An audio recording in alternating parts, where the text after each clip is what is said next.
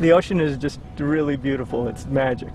To be out in the water, to have seals come by you and fish and dolphins, it's amazing. I remember as a kid playing in the ocean and it being blue and clean and clear, but in the recent years I notice when I go to public beaches there's a lot of garbage.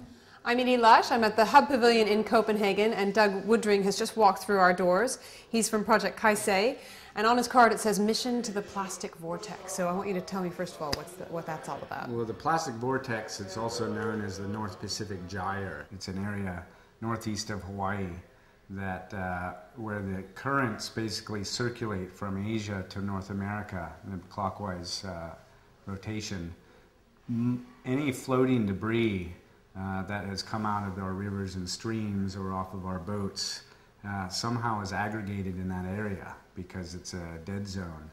And what's amazing is no one really has known about this on the scale of this problem. So what we've gone out to do is look at this plastic.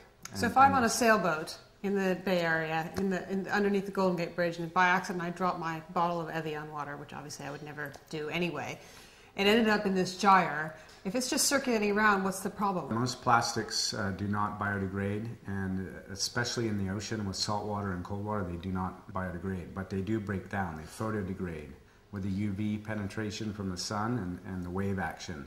So all of this plastic material breaks down into very small particles over time. And what we found in 2 research vessels testing 3,500 miles of water with just 1 meter wide nets was that we got plastic in every single sample in a 30-day expedition. And that was everything from large pieces, which are fresh in the ocean, which haven't broken down, to the small particles. And that is what potentially gets eaten by all kinds of marine life.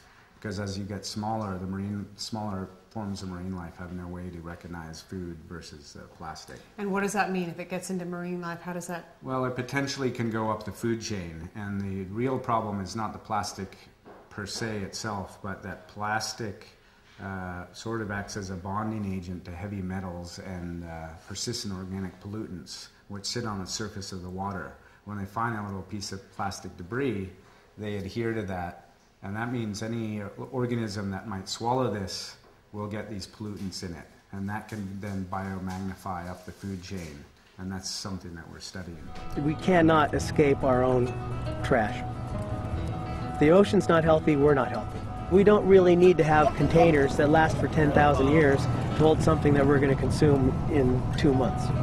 I can't imagine the future of the ocean if we don't do anything. We'll kill it.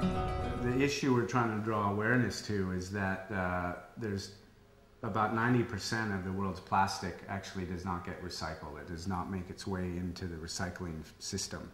About 50% of that is one-time use products. So we're using permanent materials to make a disposable product, a fork, a knife, a cup, something like that. So what we're really trying to do is bring awareness to the way we consume and use plastics on land.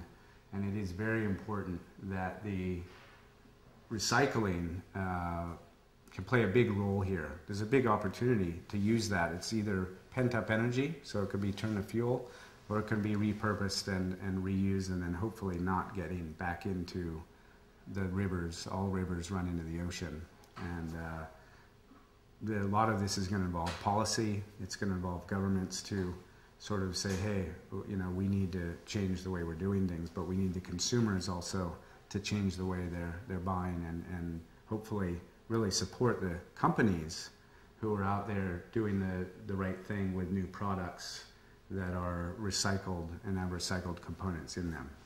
Doug, thanks very much for coming along, and if you have need for a journalist on your next trip out to the giant gyre, I'm totally available. Okay. Thank you. Thanks very much for coming into the Hub Pavilion in Copenhagen. Thank you very much.